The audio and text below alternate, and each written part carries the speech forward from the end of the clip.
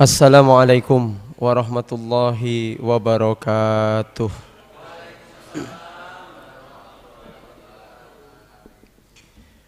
Alhamdulillahi rabbil alamin. Assalatu wassalamu ala asrafil anbiya'i wal mursalin wa ala alihi wa ashabihi wa man tabi'ahum bi ihsanin ila yaumiddin. Rabbi israh li sadri wa yassir li amri wahlul 'uqdatam min lisani yafqahu qawli. Subhanaka la ilma lana illa ma 'allamtana innaka antal alimul hakim. Qala Allah tabaraka wa ta'ala fi kitabihil aziz, a'udzu billahi minasy syaithanir rajim. Ya ayyuhalladzina amanu taqullaha haqqa tuqatih wa la tamutunna illa wa antum muslimun. Wa qala Rasulullah sallallahu alaihi wasallam, may yuridillahu bihi khairan yufaqihu fid din. Shadaqallahul azim. Wa nahnu ala dzalika minasy syahidin, amin ya rabbal alamin. Bapak Ibu jamaah dan pemirsa yang dimuliakan Allah Subhanahu wa taala. Alhamdulillahirabbil alamin. Kembali kita masih dipertemukan Allah dalam keadaan sehat walafiat, dalam rangka untuk mengkaji kitab yang membahas tentang sirah yang berkenaan dengan kehidupan Rasul yang mulia sallallahu alaihi wasallam dalam kitab Syama'ilun Nabi sallallahu alaihi wasallam. Pada kesempatan pagi hari ini kita akan melanjutkan hadis di dalam judul Maja'a fi khuluqi Rasulillah sallallahu alaihi wasallam, bab yang membahas tentang akhlak Rasulullah sallallahu alaihi wasallam. Ini sudah pertemuan yang keempat atau kelima ini tentang akhlak ini ya. Insyaallah ini semoga nanti terakhir untuk bab akhlak, sehingga nanti di pertemuan yang akan datang kita akan maju atau lanjut kepada bab haya'u Rasulillah, bab malunya Rasulullah Muhammad sallallahu alaihi wasallam. Baik, karena hadisnya agak panjang, kita langsung saja. Kita akan bacakan hadis nomor 351. Hadis nomor 351. Qala al-muallif rahimahullahu ta'ala rahmatan wasi'atan wa nafa'ana Allahu biha bi'ulumihi fid dharain, amin ya rabbal alamin. Berkata Al-Imam At-Tirmidzi, semoga Allah merahmati beliau, Haddatsana Sufyan bin Waqi'in qala haddatsana Jumai' bin Umair bin Abdurrahman al-Ijli qala anba'ana rajulun min Bani Tamimin min waladi Abi Halah zauji Khadijah wa yukna Aba Abdillah an ibni Abi Halah anil Hasan ibn Ali qala al-Husainu sa'altu abi an siratin Nabi sallallahu alaihi wasallam fi julasaihi faqala Rasulullah sallallahu alaihi wasallam daimal bishri sahlal khuluqi layyinal janibi laysa bifaddin wala ghalidhin wala sakhabin wala fahasin wala ayyabin wala musyahin yataghafalu amma la yastahi wala yu'yisu minhu rajiyatin wala yukhayyabu fihi qad taraka nafsahu min salasin al-mira' wal ikthar wa ma la ya'nihi wa taraka an-nasa min salasin kana la yadhummu ahadan wala ya'ibuhu wala yatlubu auratahu wala yatakallamu illa fima raja thawabahu wa idza takallama atraqa julasa'uhu ka'annama ala ru'usihimut tayru fa idza sakata takallamu la yatanaza'u 'indahu al-hadis wa man takallama 'indahu ansatu lahu hatta yafrugha hadisuhum 'indahu hadisu awwalihim yadhaku mimma yadhakuna minhu wa yata'ajjabu mimma yata'ajjabuna minhu wa yasbiru lil gharibi 'ala al-jafwati fi mantiqihi wa mas'alatihi hatta in kana ashabuhu la yastajlibunahum wa yaqul idza ra'aitum taliba hajatin yatlubuha fa'arfiduhu wa la yaqbalu tsanaa illa man min mukafi wa la yaqta'u ala ahadin hadisahu hatta yajuza fayaqta'uhu binahyin aw qiyamin. Baik, kita akan mulai hadis nomor 351. Ini adalah, kalau menurut kami, ini adalah hadis inti dari bab akhlaknya Rasulullah Sallallahu Alaihi Wasallam.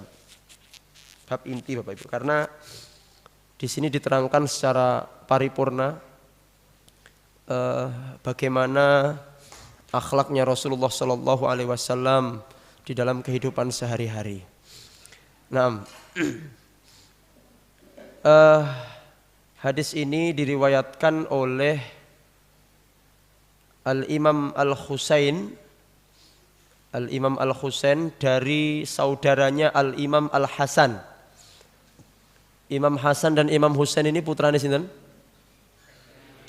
Sayyidina Ali bin Abi Thalib karramallahu wajhah. Imam Hasan dan Imam Al-Husain meriwayatkan dari abahnya, dari bapaknya, yaitu Sayyidina Ali bin Abi Thalib. Sa'altu abi an siratin Nabi sallallahu alaihi wasallam fi julasaihi. Aku bertanya, kata Sayyidina Husain, aku bertanya kepada bapakku tentang sikap Nabi sallallahu alaihi wasallam di dalam majelis bersama para sahabat beliau radhiyallahu anhum. Bagaimana muamalah Nabi di dalam majelis bersama para sahabat beliau sallallahu alaihi wasallam. Faqala, maka berkata Al-Imam Ali, kana Rasulullah sallallahu alaihi wasallam daimal bishri. Baik, satu. Di dalam majelis Rasulullah sallallahu alaihi wasallam itu wajah beliau selalu berseri-seri. Satu. Di dalam majelis Bapak Ibu dan pemirsa, Rasulullah itu selalu menampakkan wajah yang berseri. Kenapa berseri ini? Sumeh, mesem, ya, bahkan sesekali tertawa. Itu adalah sikap Rasul di dalam majelis. Mboten merengut nggih, mboten merengut.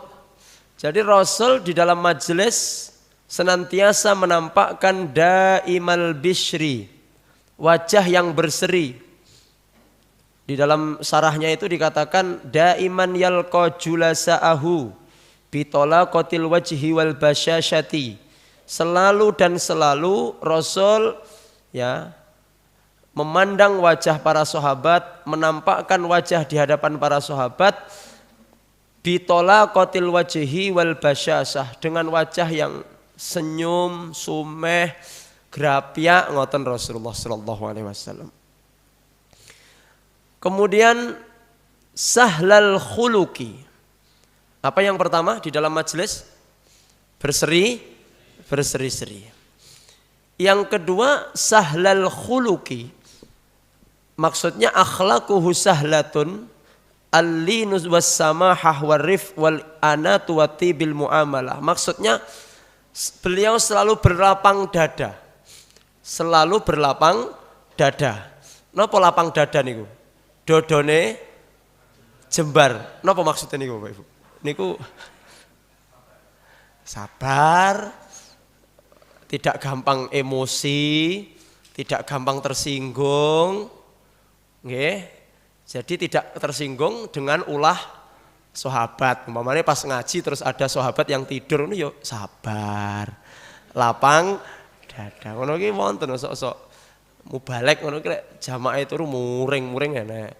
Ada jamaahnya yang ngobrol sendiri yo lapang.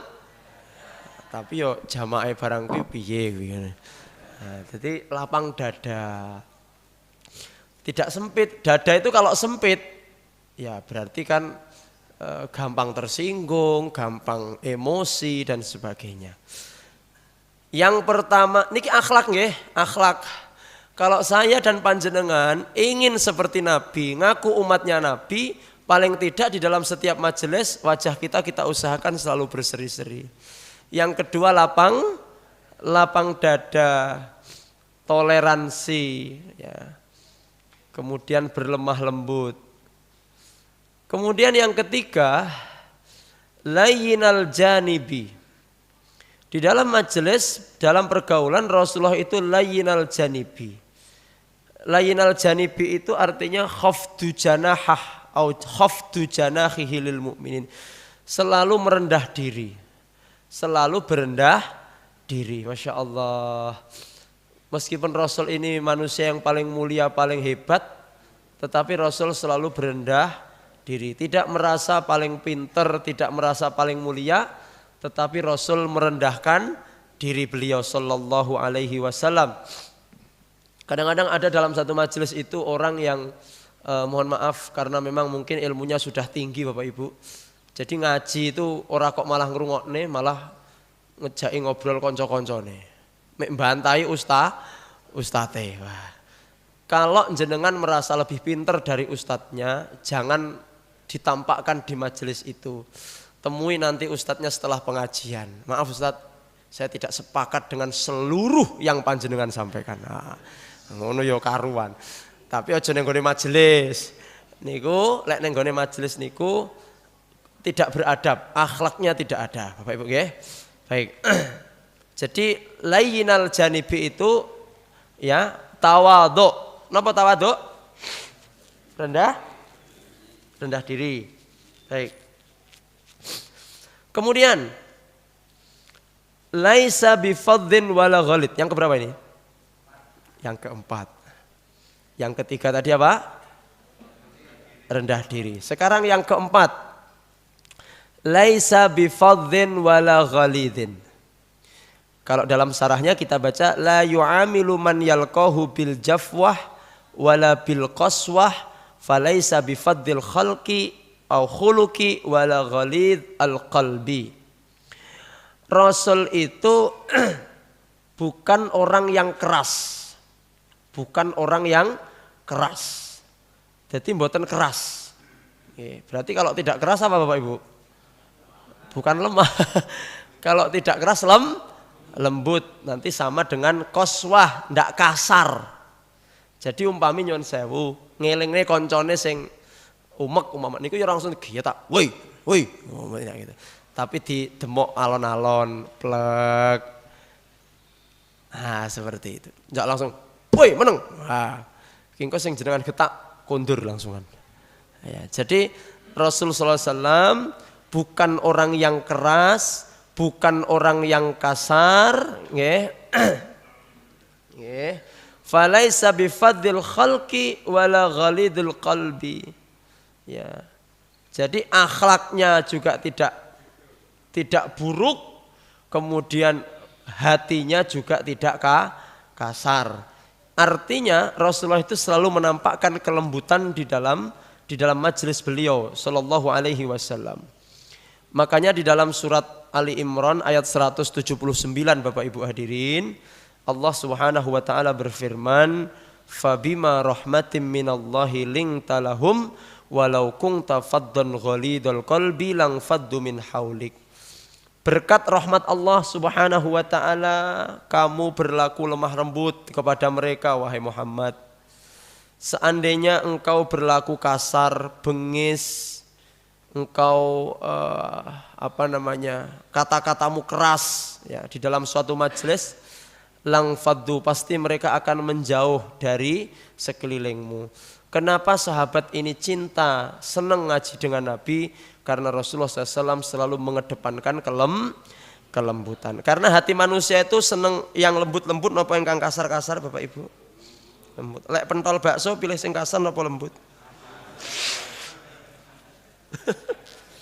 Pripun Pak Yud? Laris sing lembut napa ingkang kasar? Sing kasar Pak. Kecuali pentol nggih. Kata-kata pengen, apalagi ibu-ibu. Ibu-ibu pengen dilembutin apa dikasari, Bu? Dikasar. Oh, dikasari?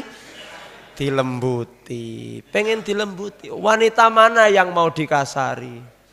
Sak tomboy-tomboynya seorang wanita pasti tetap pengen dilembuti. Dilembuti, digombali, nggih. Ora kok dikai gombal mboten. Ya, gitu loh Pak. Pokoknya minimal sehari sekali. Itu jenengan bilang sama istri, kamu cantik sekali. Yo, minimal sedino pisan Pak. Sehari sekali. Sudah belum Bu? Belum. Pokoknya minimal pas bangun tidur. Bangun tidur buka mata biar niku. Kan yang dilihat pertama kali istri nggih? Istri apa WA? Oh, WA. Pokoknya usahakan yang masih punya pasangan hidup, ketika bangun pertama kali biar niku, yang dilihat adalah dan ucapkan, "Babe, I love you." Sambil dikecup keningnya, ya Allah, langsung dimasak nih lodo jenengan Pak. Minimal ya, wes mulai besok, tadi belum Ustadz, ya mulai besok pagi saat derenge sahur, buka mata biar ucapkan, aku cinta padamu. Wah, atau kamu cantik sekali pagi ini. Padahal, rambutnya sik koyo singo, jebobok, terus ada, loh. Dalam keadaan natural seperti itu Bapak mengucapkan ibu cantik sekali. Ini berarti kan cintanya luar biasa sama ibu. Lek bar macak bilang I love you ya biasa itu. Tapi lek bangun tidur I love you kan luar biasa. Bagaimana ibu kalau Bapak bilang I love you, kira-kira hatinya bahagia apa mboten? Saya itu loh merawat. Nggih ngapunten nggih, jenengan lebih pengalaman dari saya dalam membina rumah tangga. Tetapi ngeten Bapak Ibu, coba jadikan rumah tangga kita ini lek iso mendino koyok manten anyar. Saestu. Jadi makan ngono yo didulang, nggih. Oh, didulang ya rahmatullah, didulang. Terus teng masjid ngeten iki nggih. Dibandolne sampai di luar situ terus tangannya digandeng. Niki wong nggih sami digandeng napa mboten? Engko kleru gandeng anune wong liya. Gandeng ya, dierek-erek. Masya Allah. Itu adalah menjaga keharmonisan dalam rumah tangga. Guyon ki aja mek karo koncone, guyon yo karo istrinya. Sekarang jarang suami-suami istri-istri guyon dengan pasangannya. Ngobrol kira kuat suwi, ndak tahan lama dengan pasangan. Tapi lek ngobrol dengan teman, ngobrol dengan konco ngopi, ngobrol karo ibu-ibu, konco-konco arisan, kuwi 3 jam kuat. Tapi ngobrol dengan suami 5 menit wis kentekan bahan. Nggih, ya Allah. Coba dibangun lagi komunikasi yang baik, terutama ngobrol di malam hari, Bapak Ibu, nggih. Namanya samar, ngobrol di malam hari. Naam. Terus kalau kamu kasar Muhammad, semua akan kabur dari kamu. Makanya berlemah lembutlah. Wala sakhabin.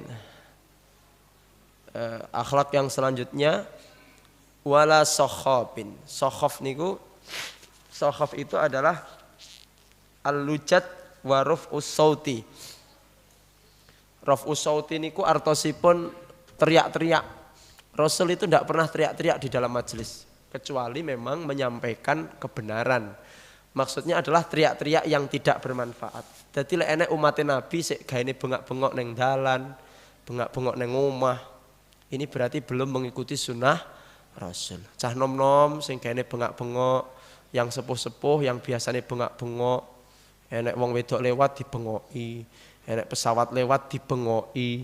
Wonten napa-napa dibengoki. Ini bukan akhlaknya Rasulullah sallallahu alaihi wasallam. Baik, makanya di dalam surat Luqman ayat 19, Bapak Ibu bisa membuka surat Luqman ayat 19, Allah berfirman waqsid fi masyika waghdud min sautika inna angkarul aswati la sautul hamir. Sederhanakan dalam berjalan pun juga harus sederhana, tidak boleh dibuat-buat. Ya. Waghdud fi masyika, dan lunakkan dalam bersuara, jauh bengok-bengok. Kenapa Allah mengingatkan inna angkarul aswat la sautul hamir? Suara yang paling buruk itu adalah suaranya apa? Khimar. Bapak Ibu pernah dengar khimar bersuara? Khimar itu suaranya keras sekali. Makanya tukang-tukang sayur di Arab itu kendaraannya pakai khimar. Enggak kayak di sini, gawe bel tet, gawe klakson sing di gedek ning totot nggo gawe wong turu. Kalau di Arab cukup pakai khimar. Jadi nggugah wong turu-turune pakai suara. Nah, nanti kalau sudah pas mandek depan rumah, khimarnya dijuwiwit. Iya, bungok banter. Niku mboten namung menungso sing jin-jin sing turu bodho tangi kabeh. Saking bantere, kenceng sekali. Orang yang begadang semalaman baru tidur dapat 5 menit, mendengar suara khimar langsung jengguelek tangi, Bapak Ibu. Jadi karena memang suara khimar ini sangat keras, bukan seperti suara kuda. Bisa 10 kali lipat lebih keras dari suara kuda. Makanya Allah mengatakan orang-orang yang suka teriak-teriak, suka bengak-bengok niku padha karo, padahal khimar itu binatang yang paling bodoh kata Rasulullah. Jadi kewan kilek sing paling, maksudnya gini, kalau jenengan pernah Bapak Ibu pengalaman angon sapi pernah, ngingu sapi pernah? Yang pernah ya, sapi itu kan dikasih napa niko? Keluh sapi itu kalau jenengan taruh di sebelah kanan, sapi ini biasanya belok kanan atau minggir ke kanan. Keluwe diparakne ngiwa, dia akan ke kiri. Tapi kalau khimar tidak, dikeloh kok taline dikene tengen, menggoke ngiwa, Pak. Itulah. Enek sing tahun jajal, jadi khimar iki dikeke keloh, kemudian diparakne nganan kaya nika lho tukang-tukang dokar nika lho tukang-tukang dokar, tukang-tukang napa jenenge sing cikar. Ngono kae lek diparakne nengen kan dia menggok ke kanan, ke kiri. Sapi niku elek-elek. IQ-nya ya di bawah rata-rata sedikit lah ya. Jadi dia itu masih bisa lah. Kucing itu kalau sudah dipanggil pus, apalagi ada iwak ndas gereh di situ. Ora usah dipus moro dhewe, Pak. Tapi kalau khimar ini tidak bisa. Khimar ini betul-betul kalau tidak, khimar itu mohon maaf, ini sebenarnya ya. Khimar itu kalau ngaban-ngabani pakai bonggolan. Pakai kayu besar itu Bapak Ibu. Jadi kalau berhenti gepok, teriak kena balung, tak kena balung baru berhenti dia. Kadang-kadang sudah dipukuli saja tidak mau berhenti. Itulah makanya dianalogikan menungso manusia yang suaranya teriak-teriak itu berarti seperti khimar. Na'udzubillahi min dzalik. Wala fahashin.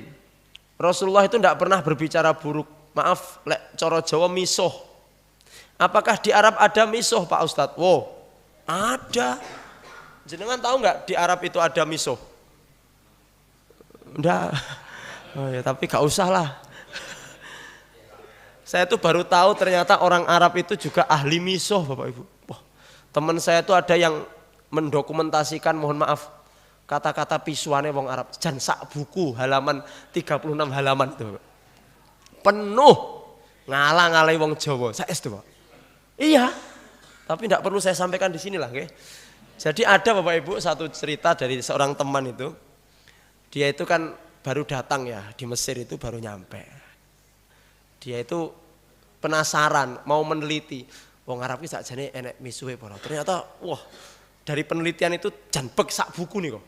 Pokoknya cetok koncone Mesir enek bisa loh ditulis gitu jan penuh. Dihafalno, Pak. Memang di Indonesia senengane ya misuh-misuh paling. Dihafalno. Tujuannya apa? Tujuannya adalah supaya dia nanti bisa dipraktekkan ngoten. Jadi gini Bapak Ibu. Orang-orang Arab terutama kayak orang Mesir yang kami ketahui itu kalau bertengkar kayak gelut nih, tukaran, itu mereka itu akan mengumpat dulu. Jadi coro Jawa pisu-pisuan sih, terus kono sampai engko lek kentekan bahan sudah semua dikeluarkan baru megang kerah, baru nyekel klambi. Engko lek nyekel klambi nanti selanjutnya ya terserah dia. Nah, uniknya di sana itu kalau sudah saling begitu terus ada yang megang kerah.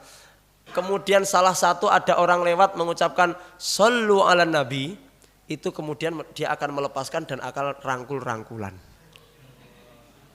Jadi sholawat itu kalau di sana mandine ra karu-karuan, Pak. Kenapa mandi? Karena yaitu ketika mendengar shollu ala nabi mereka akan langsung damai. Mbok arep tukaran koyok ngopo, udur-uduran bab opo pun kalau ada yang bilang shollu ala nabi langsung rangkul. Masya Allah, gampang emosi tapi lek krungu shollu ala nabi langsung rangkul-rangkulan. Ada seorang teman dikisahkan oleh teman kami yang lain itu. Jadi ketika naik bis di musim panas itu kan emosi tinggi Bapak Ibu. Wis panas, uyel-uyelan. Di Mesir itu enggak ada ceritanya mobil kosong niku mboten. Bis itu mesti umpelan. Kemudian si teman ini berkata kepada temannya, "Aku harap jajal apalanku." Apa? Aku kan baru nulis satu buku tadi, kalimat thayyibah tadi kan. Bareng ngono mau itu hasanah. Aku ki engko pokoke arep ngidek sikile wong Mesir. Gen pegel, engko lek pegel, engko kan kono mesti misuwi aku ya balik. Betul Pak, enek wong Mesir gawedi ngono diidek kakinya. Dies. Langsung Indonesia kan kecil-kecil Pak. Wes Indonesia ndak mau kalah yang ini tadi. Jadi balik. Sak buku ini kira-kira ditokne kabeh. Kira-kira sudah 15 menit wis kentekan bahan. Akhirnya yang wong Mesir niku dicekel niki, dicekel klambine diangkat. Lah, pesen yang nggone engko lek aku wis dicekel klambiku anu sholawatono ya. Lah ternyata temennya tadi pengen mengerjain Pak. Pas dicekel, "Weh, ndang sholawat." Meneng ae. "Weh, sholawat." Sudah diangkat itu. Sholawat to. Temennya goyo rasakno.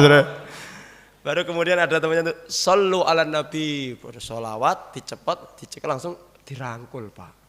Jadi orang-orang sana itu gampang emosi tapi gampang damai. Beda karo wong galek. Wong galek iki paribasane mboten gampang pegel, mboten gampang emosi. Nggih, yes tak ngapura lah, ya tak ngapura. Tapi apa? Kalau wis kadung nesu, sok-sok 2 tahun ki ra mari, Pak. Sok disolawati sampai elek, sampai kesel niku mboten bakalan. Makanya kemudian kenapa di Jawa itu ada halal bihalal ngoten niku lho, Pak. Karena lek ra dikai halal bihalal ngono ki sok-sok angel njaluk ngapurane ngoten. Coba kita lihat, memang secara psikologis orang Jawa itu ndak gampang marah. Tapi lek sekali keconyok, niku wis cetok ya ora gelem mesem, arep disolawati ya panggah mawon mboten ngefek. Nah, ini secara khilqah memang berbeda antara orang Arab dengan orang Jawa. Orang Arab itu mohon maaf dikeplak kepala itu ndak marah. Coba jenengan dikeplak kepala kan marah. Karena ini memang beda apa ya, kulturnya beda. Orang Arab itu akan marah kalau mohon maaf digeplek. Kalau bokongnya digeplek, wah jenengan akan dikejar ke ujung dunia. Tapi lek guyon keplak-keplakan sirah ndak ada masalah. Kalau kita kan digeplek bokongnya kan malah marem. Nah itulah perbedaan kita dengan. Nah, ada lagi Bapak Ibu, orang Arab itu para istri kalau manggil suami itu ndak pakai mas, ndak pakai sayang, ndak pakai pae, langsung nama. Jadi kalau nama suaminya Muhammad, coba jenengan langsung dipanggil nama. Pripun Pak Gofar? Ya marah. Kan diduga karo wong lanang kan ngoten nggih. Tapi itulah, makanya ada teman yang menikah dengan wanita Arab. Niku ya nyeluke yo juwenenge, juwangkar ngoten. Ya, makanya sing paling selamat niku ya menikah itu dengan wong sak anu lah nggih. Penggo nggih.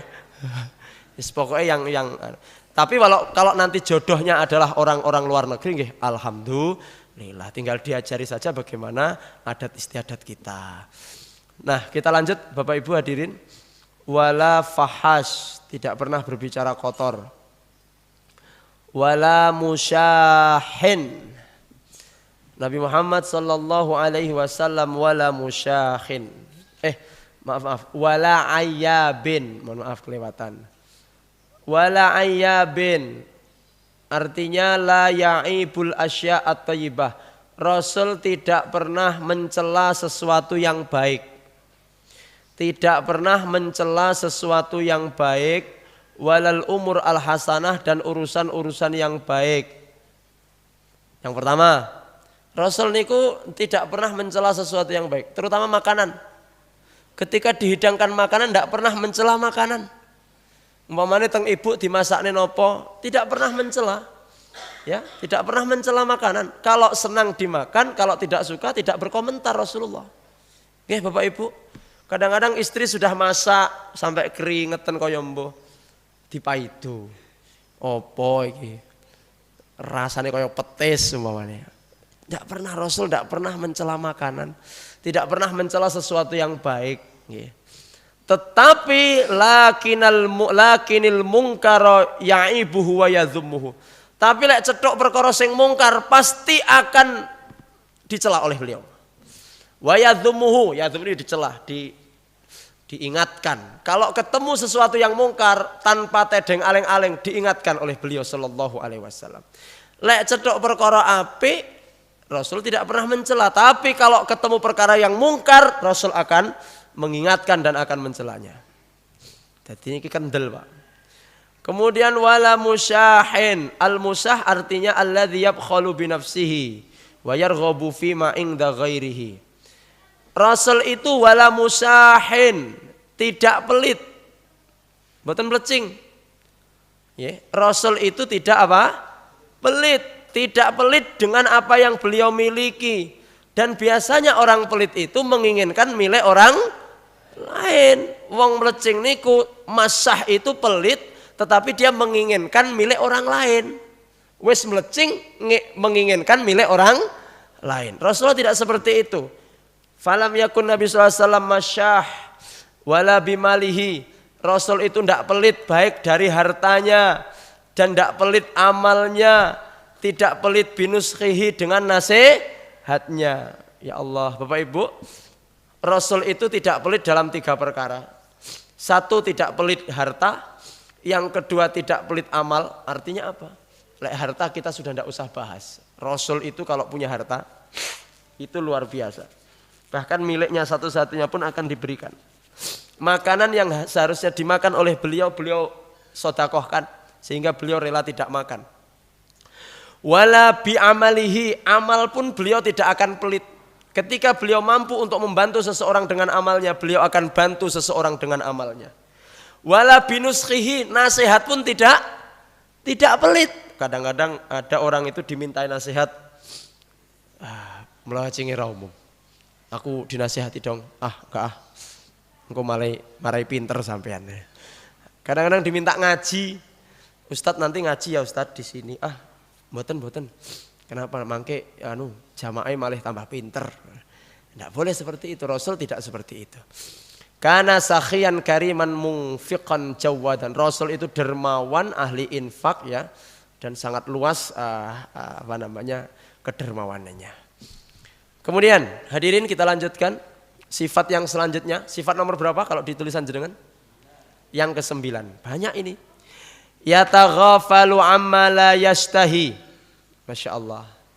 Rasul itu pura-pura tidak tahu, padahal tahu.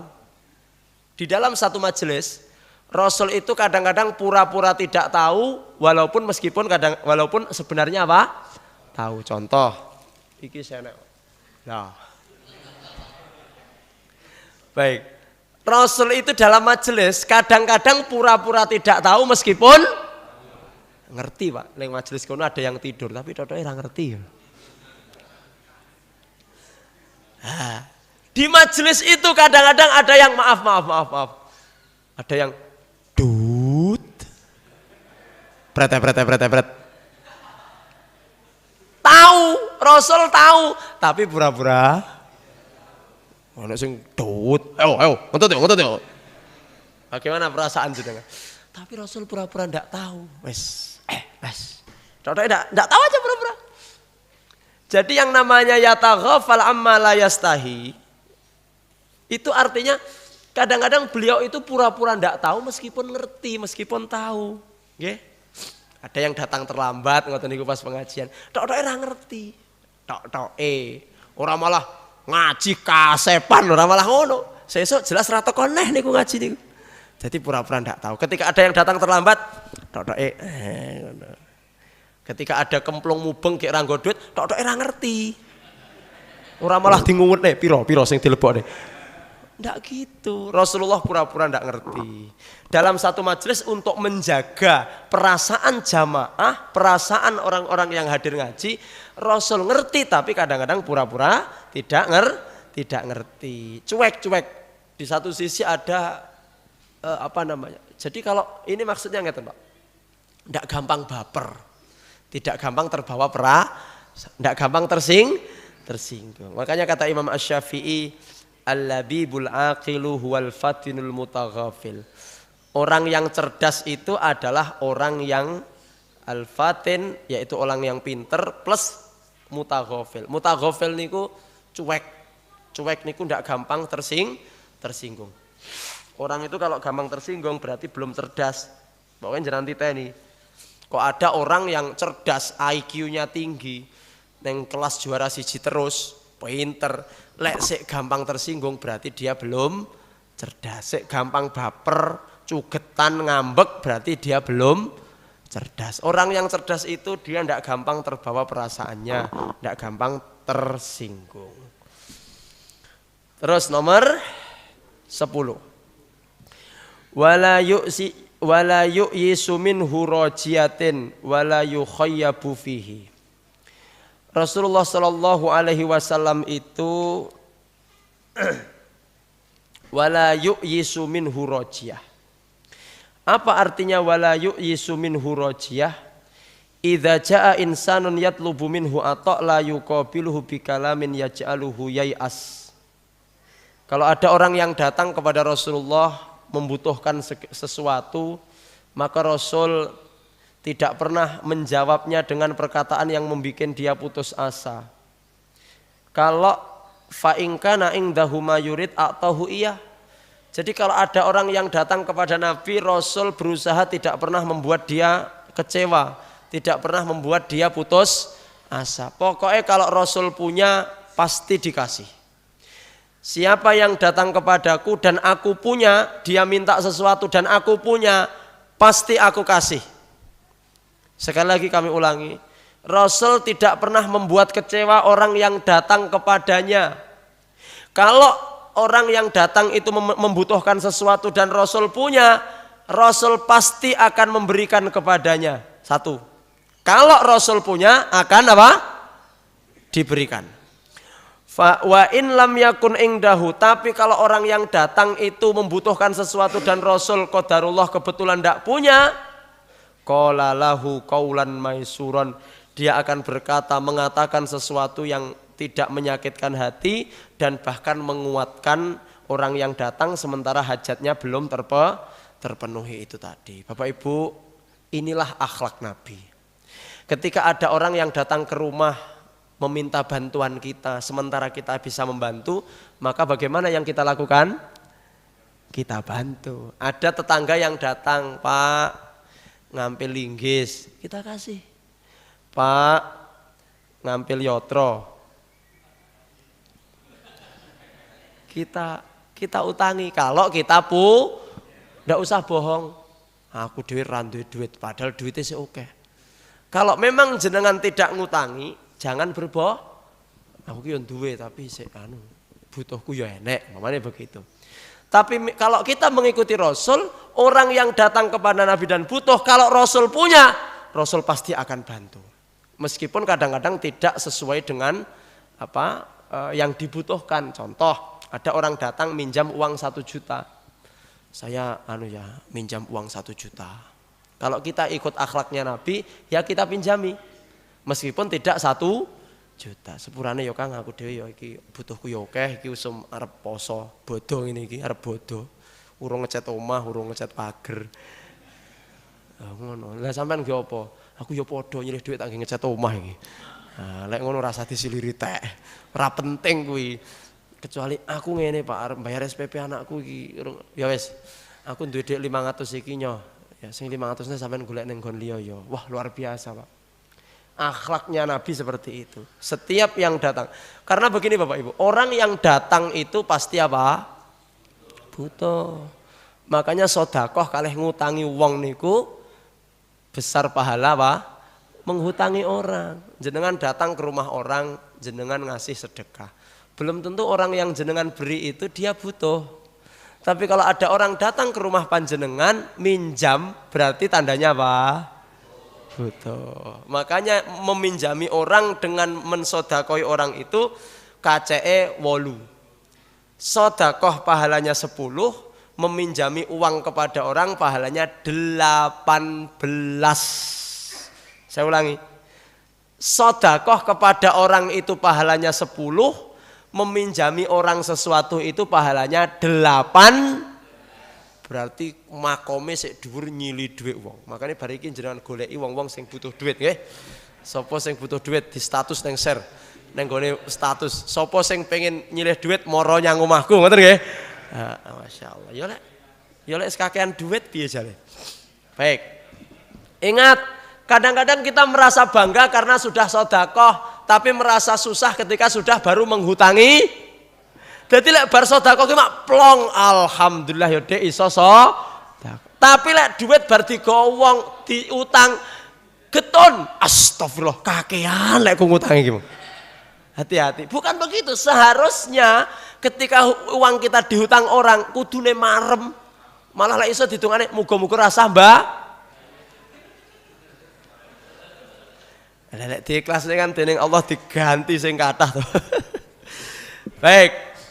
Nomor 10 ini tadi, akhlak Rasulullah Shallallahu Alaihi Wasallam adalah Rasul Shallallahu Alaihi Wasallam tidak pernah mengecewakan orang yang datang kepada beliau yang butuh sesuatu. Kalau punya diberi, kalau tidak punya dihibur dengan kata, aku nyilih duit yo Kang, sepurane awake dhewe padha-padha duwe utange. Wis to tenang, wong kelek duwe utang dongane makbul. Nah, ngoten kan ini istilahnya kan menghibur to, Pak. Ya, curahan hati para gharim niki, para wong sing duwe utang. Kemudian kita lanjut akhlak yang ke-11. Qataraka nafsahu min salas. Akhlak nomor 11 ini ada 3. Ada 3. Akhlak nomor 11 ini ada 3 Bapak Ibu.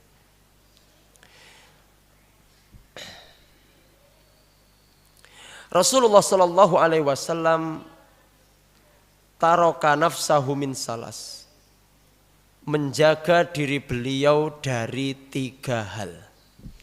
Nomor 11, akhlak yang nomor 11 adalah Rasulullah Shallallahu Alaihi Wasallam menjaga diri beliau dari 3 perkara. Berarti 3 perkara ini adalah perkara yang buruk yang oleh Rasul betul-betul dijaga agar Rasul tidak melakukan 3 perkara ini, ya, 3 perkara yang tidak baik ini. 1, yang pertama, yang betul-betul dijaga oleh Rasulullah Shallallahu Alaihi Wasallam, yang betul-betul dijauhi oleh Rasulullah SAW, yang pertama al-mira'u.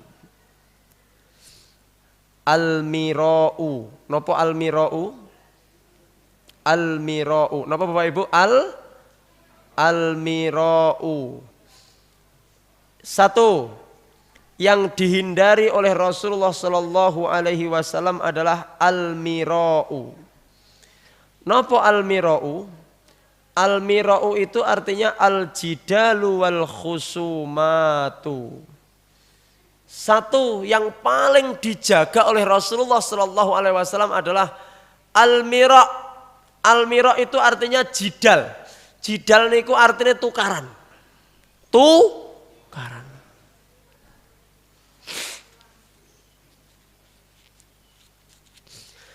Satu yang aku jauhi dari diriku. 1 al-mira', tukaran, berselisih. Baik itu dengan lisan maupun dengan fisik. Jadi Rasul SAW wanti-wanti tenan. Lek jenengan sedaya pengen dadi umatku, niru aku, ojo gampang tukaran. Insyaallah poso-poso ngeten iki kan insyaallah mboten entek wonten tukaran nggih. Mboten entek wonten. Masalah lek sampai poso tukaran, laisalahu filai hajatun fi ayyata ta'amahu wa syarabah. Wis ndak butuh Allah itu. Lek wonten tiang poso tukaran berarti pahalanya hilang sama sekali. Ngapunten sangat. Baik, satu yang dijauhi oleh Rasulullah SAW adalah al-mira pada dirinya. Tukaran, debat sing ndak produktif niku juga ditinggalkan. Debatnya masalah sopo penemu tempe goreng. Astagfirullah, sampai direwangi tukaran, Pak. Sing sitok ngomong si anu, sing sitok ngomong si anu, padahal kleru kabeh. Ya, debat masalah jumlah rakaat raweh yang mana memang tidak didasari ilmu dan dalil. Sing siji muni, nggonamu traweh piro? Nggonaku 11. Lah nggonamu piro? Nggonaku 23. Lah sing 23 niku ya memang rada gregetne. Sing 11 barang kok ya melok gregetne pisan. Niki artinya debat yang tidak produktif, yang tidak baik. Yang 23 bilang begini, umpama besok neng akhirat kuwi dzoharul haq, kebenaran terungkap, ternyata sing bener traweh 23, sampean sing 11 ki golek kurangan nyandi jale. Pados kurangan teng pundi jenengan sing 11 niku. Nah, sing 11 barang tidak mau kalah. Artinya apa Bapak Ibu? Perdebatan yang tidak produktif seperti itu dihindari saja, ya. Mamane ada perempuan lewat, sing siji bilang, "Kuwi iki rondo lho." Ora, kuwi iki sik duwe bojo. Ngono sampai tukaran Bapak Ibu. Astagfirullahaladzim. Ndak perlu. Niku jenenge debat yang tidak Debat sing manfaat itu adalah debatnya masalah ayat. Iki ayat ki piye? Salah satu kuru. Enek wong udur-uduran masalah salah satu kuru. Napa salah satu kuru? Oh, lek menurut saya berdasarkan buku yang saya baca, salah satu kuru itu 3 kali suci. Sapa sing muni? Imam Abu Hanifah. Kata yang lain, enggak, salah satu kuru itu 3 kali haid. Oh, maaf 3 kali haid itu kata Imam Abu Hanifah, 3 kali suci kata Imam Asy-Syafi'i. Dalilnya ini. Wah, itu perbedaan pendapat yang produktif. Jadi jangan sampai udur-uduran masalah sing mboten penting, nggih. Ududuran sing masalah mboten penting ini namanya mira, apalagi sampai maaf adu fisik. Rasul mengingatkan, aku selalu menjauhi al-mira, perdebatan dan perselisihan. Yang kedua yang dijauhi, yang ditinggalkan oleh Rasulullah. Jadi yang pertama adalah jidal, tukaran. Yang kedua yang ditinggalkan oleh Rasulullah adalah al-iktsar. Napa al-iksar Bapak Ibu? Al-iksar itu adalah al-iksaru minal malid dunia, ya Allah.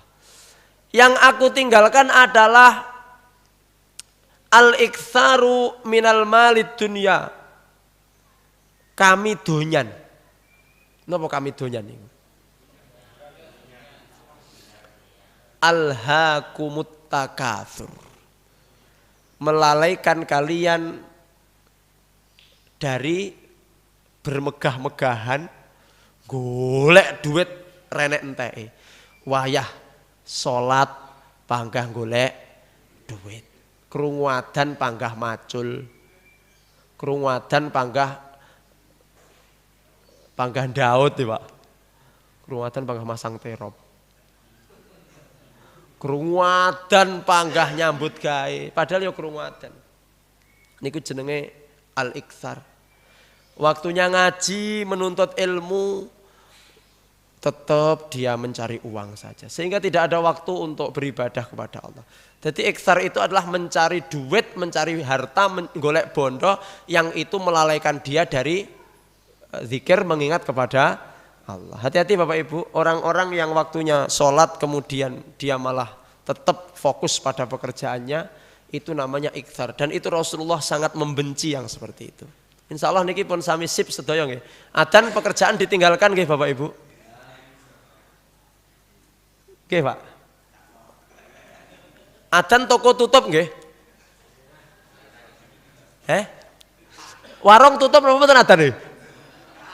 Nggih anu Pak Ustaz.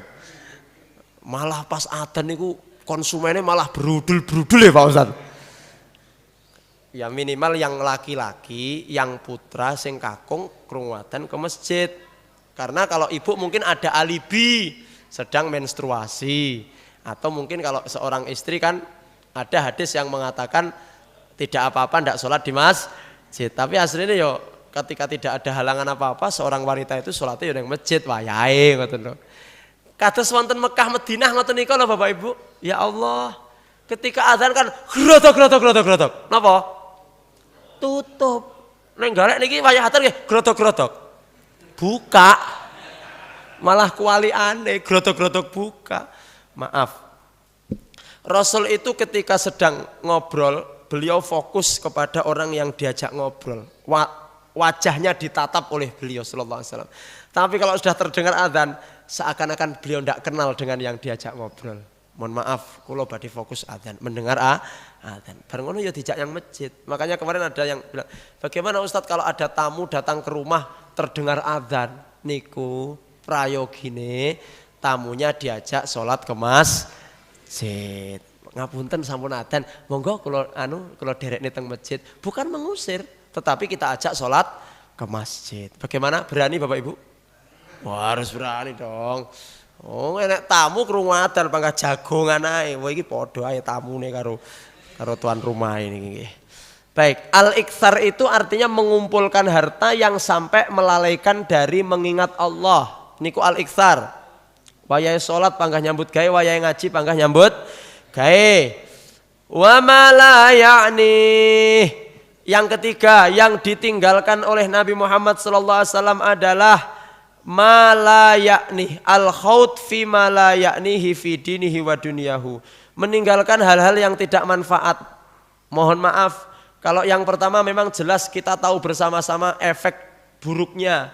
Yang kedua memang ya ndak baik.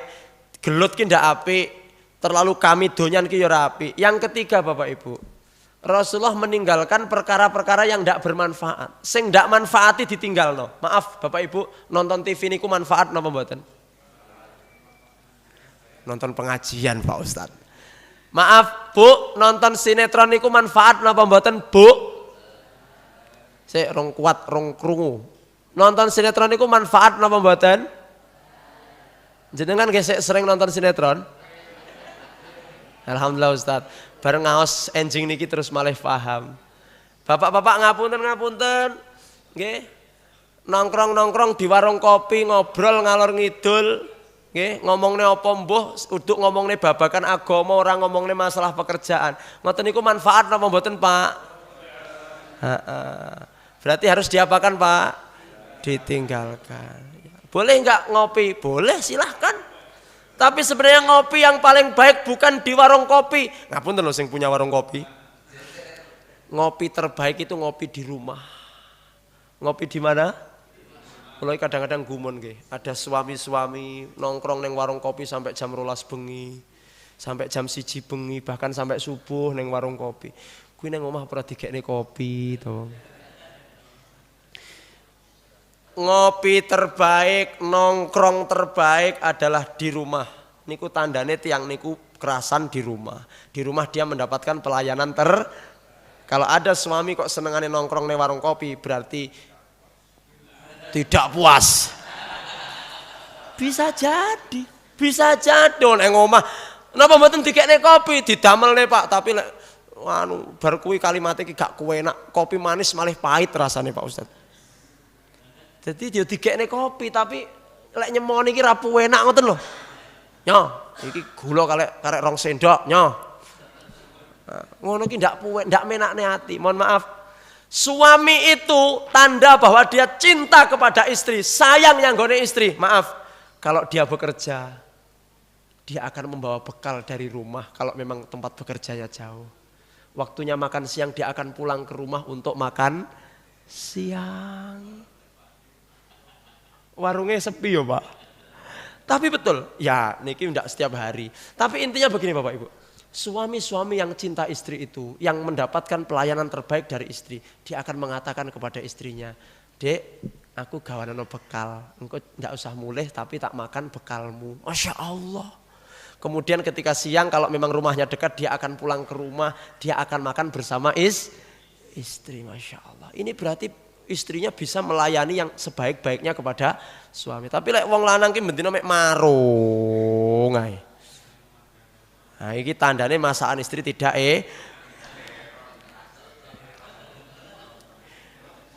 meninggalkan perkara yang tidak bermanfaat. Makanya Rasulullah mengatakan min husni islamil mar'i, termasuk tanda kesempurnaan Islam seseorang itu tarkuhu ma la ya'nih, dia meninggalkan sesuatu yang tidak bermanfaat. Ninggalne perkara sing ndak manfaati Bapak Ibu. Ngapunten di kantor sudah selesai pekerjaan, akhirnya ngobrol-ngobrol ndak karu-karuan, ndak jelas ngalor ngidul. Niku mboten manfaat. Mending apa? Mending pegang Al-Qur'an apa neh poso-poso. Pegang Al-Qur'an, baca Al-Qur'an. Poso-poso ngene iki ngobrol-ngobrole rada dilongi, banyak berinteraksi dengan Al-Qur'an. Poso-poso ngene iki perkara-perkara yang ndak manfaat rada dilongi, lebih baik berinteraksi dengan Al-Qur'an untuk sholat sunnah dan sebagainya, untuk zikir kepada Allah. Pumpung poso. Mangke lek mboten poso supaya terbiasa dengan apa yang dilakukan ketika apa? Ketika puasa Bapak Ibu. Jadi sekali lagi, keburukan itu bukan hanya ketika mengerjakan yang haram, mengerjakan sesuatu yang dibenci oleh Allah, tetapi keburukan itu juga ketika kita bisa menahan diri dari perkara yang tidak baik. Yang selanjutnya, nomor berapa? 12. Wa tarokan nasa min salas. Rasulullah selalu meninggalkan perkara ini dengan orang lain, ada 3. Perkara yang interaksi dengan orang lain oleh Rasulullah ditinggalkan, 3 perkara ini. Rasulullah tidak pernah melakukan ini kepada orang. 1, kana la yadhummu ahadan wa la ya'ibuhu. Rasulullah SAW yang pertama tidak pernah membuli orang, tidak pernah mencela orang, baik itu fisiknya, baik itu segala sesuatu yang berkenaan dengan diri orang. Rasul tidak pernah mencela, tidak pernah menghina. Enek koncone ratek putih dilokne, kok kaya areng ning omahku kae ya sampean. Enek koncone endek dilokne, wong kok dure 2 senti kotor. Enek rodok merongos ya ngono. Yo alah ngono ki lek mingkem iso apa ora ngono kira-kira. Rasul tidak pernah mencela apalagi fisik, tidak pernah bully. Ngapunten yang suka bully-bully itu bukan akhlaknya Rasulullah. Ya, Bapak Ibu yang dimuliakan Allah, Rasul tidak pernah ratau ngelokne montore koncone, montor kok kaya ngono ki apa. Ndak pernah Rasul, ndak pernah mencela, ndak pernah menghina, ndak pernah mencari aib. Wala la yu'ayyiru ahadan minan nas. Bahkan Rasul melarang orang untuk mencela orang lain. Ngapunten. Ini loh, ini dijaga betul. Apa neh poso-poso aja sampai ngelokne wong. Baik, Bapak Ibu, ngelokne wong niku kadang-kadang puenak nggih. Puenak apa neh wonge renek. Ngelok-ngelokne niku penake ra umum. Plong ngono. Jenenge ngrasa hati-hati. Poso-poso ngrasane wong entek pahala posone. Wis ndak bersih bahkan minus. Baik, yang kedua, wala yatlubu auratahu. Ini yang ke-12 itu ada 3 lagi ya, dibagi 3. Ini ketika muamalah dengan orang. Rasul ndak pernah yatlubu auratahu.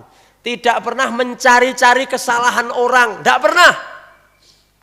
Pemimpin barang ki aja digoleki kesalahane. Wis lek jenengan kok punya pemimpin yang tidak baik, ya sing tukang ngundakne rego apa ngono umpamane.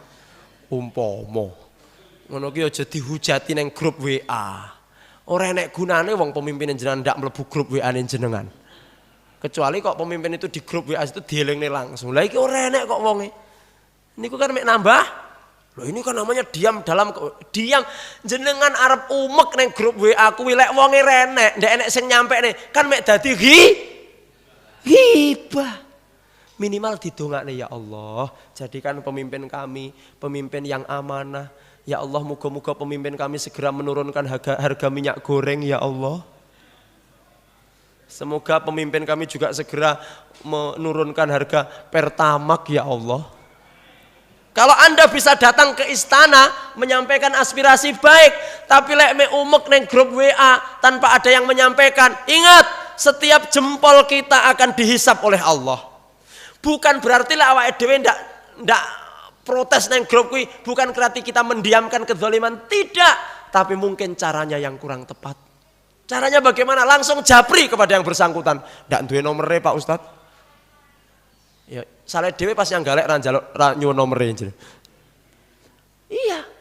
Masya Allah, minimal begini Bapak Ibu, didoakan di dalam grup-grup itu. Ya Allah, berikan kepada kami pemimpin yang amanah, pemimpin yang jujur, pemimpin yang tanggung jawab. Itu lebih baik daripada mohon maaf. Apalagi menyebarkan berita-berita bohong, berita-berita yang tidak sesuai fakta. Iki engko tanggung jawab abot di hadapan Allah. Jempolmu, telunjukmu, meripatmu sing mbok nggih nyawang kuwi, semua akan dimintai pertanggungjawaban oleh Allah. Memang penak Pak ngono, tapi astagfirullah. Kita jaga betul, kita jaga. Kita doakan pemimpin kita, siapapun itu semoga menjadi pemimpin yang amin ya rabbal alamin, adil dan amanah. Rasul tidak pernah mencari-cari kesalahan orang, ngerti salah wong, tapi tidak akan di blow up, tidak akan diviralkan kemana-mana. Naudzubillah, jenengan melihat ada orang punya salah, bareng ngono jenengan share jok ngendi-ngendi. Umpamane enek pemimpinnya sing rate iso maca Fatihah pas ngimami. Umpama iki. Enek pemimpin pas ngimami rata iso maca Al-Fatihah. Ngono ki ya aja di-share jok ngendi-ngendi. Ndak usah, itu kan maaf aib orang, kesalahan orang, ndak usah di-share kemana-mana. Kalau jenengan mau datangi beliau, waraono Bapak Ibu. Begitu. Mangke Pak nunggu pensiun. Ngenteni lek wis lengser, saat ini kan tidak mungkin. Nah, hadirin yang dimuliakan Allah Subhanahu wa taala, termasuk perkara yang ditinggalkan Nabi adalah tidak mencari-cari kesalahan orang. Nabi kadang-kadang tahu kesalahan orang, tapi Rasulullah yataghafal, pura-pura tidak aib, mohon maaf aib, ya aib orang lain.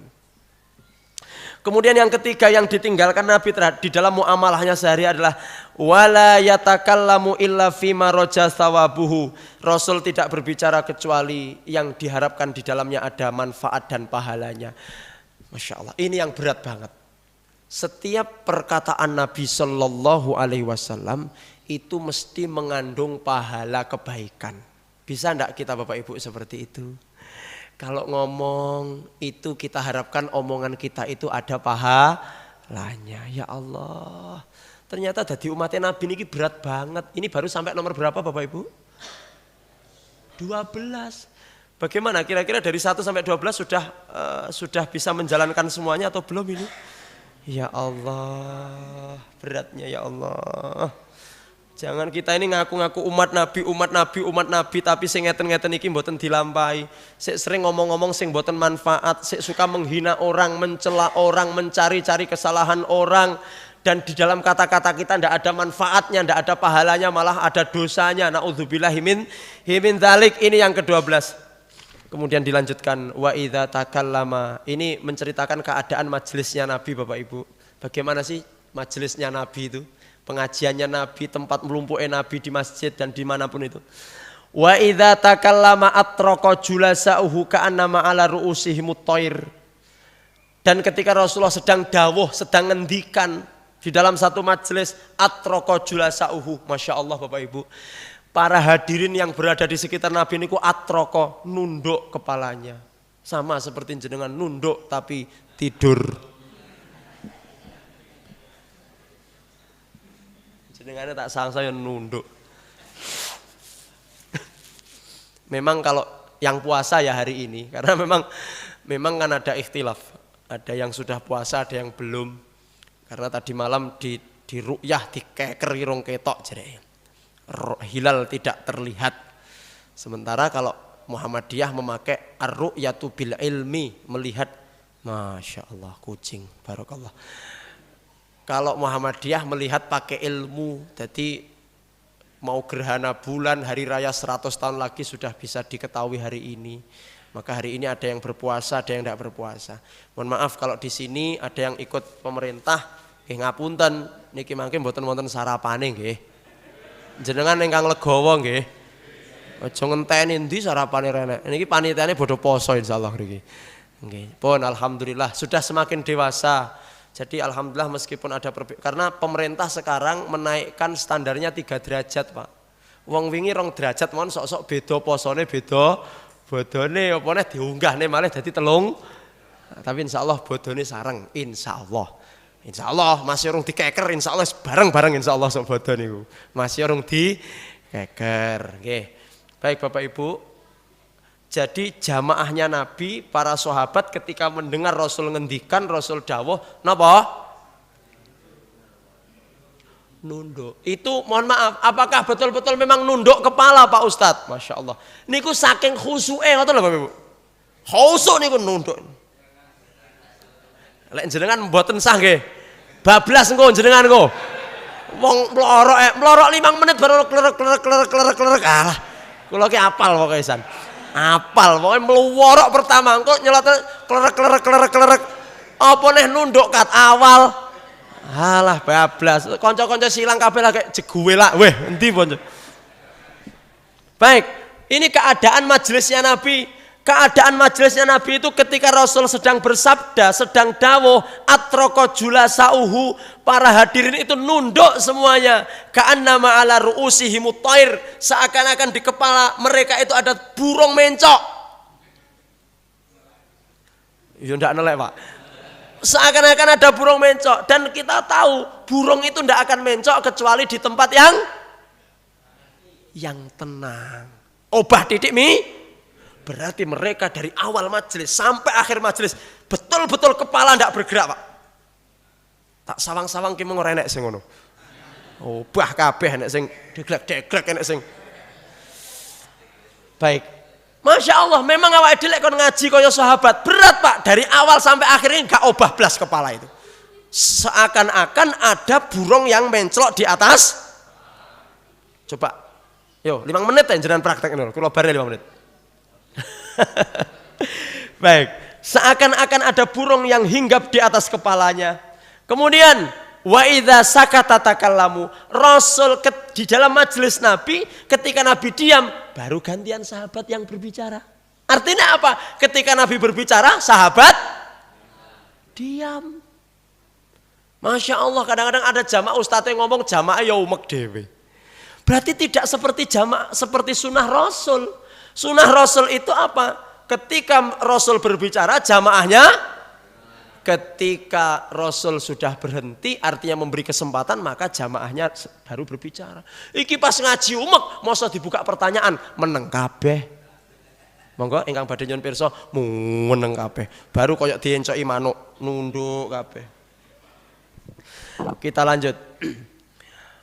La yatanazauna, akhlak selanjutnya. La yatanaza'una indahul hadis. Para sahabat itu tidak pernah membantah Nabi. Kalaupun membantah di majelis yang lain setelah majelis itu. Tidak pernah interupsi, tidak pernah menyanggah majelis apa yang disampaikan Nabi. Kalaupun ada interupsi nanti di majelis setelah majelis selesai. Kemudian yang selanjutnya, wa man takallama indahu ansatulahu hatta yafruha. Kalau ada salah satu dari jamaah yang berbicara, maka yang lainnya diam, tidak nyurai, tidak membuli. Kadang-kadang ada yang tanya terus pertanyaannya tidak berbobot, disurai Pak. Tidak boleh seperti itu. Diam, dengarkan sampai selesai, tidak menginterupsi, tidak memotong. Hadisuhum indahum hadisu awalihim. Dan apa yang ditanyakan itu nyambung dengan tema. Makanya ngapunten kalau pas pengajian kok tanya materinya adalah tentang akhlak Nabi, takok masalah hukum tahlilan. Ini nyambung. Jadi kalau bisa dalam satu majelis, apapun yang dibahas, kalau ada pertanyaan, pertanyaannya nyambung dengan apa? Kena coba bingung nih sing ngaji. Kemudian Masya Allah hebat Pak, yadhaku mimma yadhakuna minhu. Kalau memang jamaah senyum, ketawa, Rasul pun ikut tertawa. Jadi ternyata dalam majelis Nabi itu ndak sepaneng banget Pak. Sepaneng. Wes pokoknya anyep jejeb gak ono guyune. Enggak, di zaman Nabi, majelis Nabi itu kalau ada yang memang dibutuhkan di situ tertawa, Nabi pun tertawa dengan bersama sahabat. Kalau sahabat tertawa, Nabi pun tertawa. Wa yata'ajjab mimma yata'ajjabuna minhu. Kalau jamaah niku merasa takjub, Nabi pun juga merasa takjub. Wa yasbiru lil gharib 'alal jafwah fi mantiqihi wa mas'alatihi. Kalau ada orang baru yang belum pernah ngaji dengan Nabi, belum kenal bagaimana adab anggah ungguh nang nggone majelis Nabi, Rasul selalu menghadapi dengan sabar. Maaf, yang sering ikut ngaji, kalau kan sudah tahu bagaimana sih di sini ngaji. Tapi orang yang baru datang, mungkin mohon maaf Bapak Ibu, duduknya itu karo juwigang ngono karena dia belum tahu adabnya ngaji. Kemudian dia bertanya segala sesuatu kepada Nabi. Nabi menghadapinya dengan sabar. Kemudian dikatakan hatta idza kana ashabuhu la yastajlibunahum. Bahkan para sahabat niku ngenten-ngenteni wong-wong sing anyar-anyar ngoten niku. Kenapa? Biasanya wong sing anyar-anyar niku kendel nyuwun pertanyaan kepada Nabi. Yang sahabat sendiri tidak berani bertanya kepada Nabi. Sungkan. Ada orang baru datang tanya. Alhamdulillah enek wong anyar wanita takon. Wa yaqulu idza ra'aitum talibah hajatin yatlubuha farfiduhu. Kemudian Rasul bersabda, ini akhlak yang selanjutnya. Kalau ada orang yang datang kepadamu meminta sesuatu maka penuhi dia. Kalau ada yang minta sesuatu penuhi, datang untuk minta duduk di sampingmu, penuhi dia, maka luaskan tempat dudukmu. Wala yaqbalu tsana illa min mukafi. Rasulullah SAW tidak menerima pujian kecuali sewajarnya saja. Nomor pinten niki wau? Yes, nomor belasan. Tidak menerima pujian kecuali sewajarnya saja. Wala yaqta'u ala ahadin hadisahu hatta yajuza fayaqta'uhu binahyin au qiyamin. Rasul tidak pernah menyela-nyela pembicaraan orang, tidak pernah menginterupsi pembicaraan orang kecuali memang pembicaraannya itu salah. Contoh, kok ngobrol, sing dijak ngobrol kok lekas ngerasani uang, di-stop oleh Nabi. Stop. Jangan dilanjutkan. Masya Allah. Bapak Ibu yang dimuliakan Allah, satu lagi kami baca hadisnya.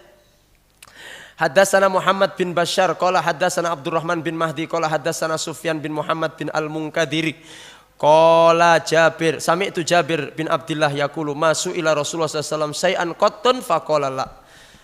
Tidak pernah Rasulullah diminta sesuatu kecuali Rasul mengatakan iya, tidak pernah mengatakan tidak ketika diminta sesuatu.